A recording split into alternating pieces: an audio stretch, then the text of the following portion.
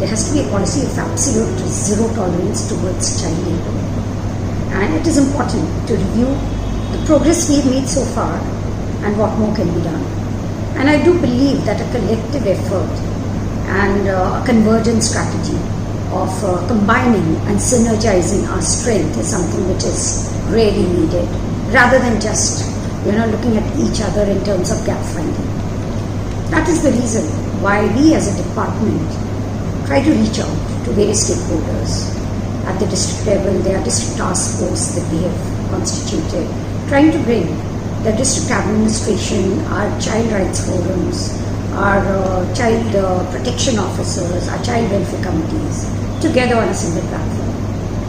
And recently there was a discussion with all the organizations which are working wonderfully, running open shelters, and we do realize that mass awareness, mass campaign is something that we need to create in terms not just of messages put on a billboard, but in terms of collective resolve, because each one has a capacity to reach out to hundreds, and during a lifespan at least. So each organization, each social worker who is reaching out has to make sure that they do it with some kind of a concerted strategy, and that strategy does require identification, mapping, knowing the hotspots, reaching out to such children in the hotspots who are vulnerable to trafficking, who are vulnerable to child labor because of all kinds of distress situation in the family.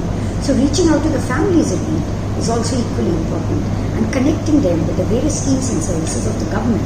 That's really important, because there are resources, but there's a gap between the demand and the supply. So my appeal to everybody is to bridge the gap, and whether it is in the government, whether it is civil society organizations, the various institution structures, if we start combining our strength, believe me that no child will be left vulnerable on the street.